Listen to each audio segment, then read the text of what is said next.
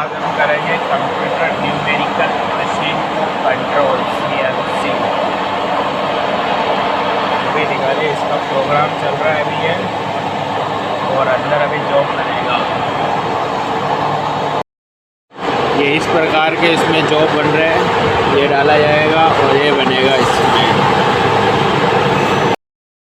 ये है भाई पूरी मशीन।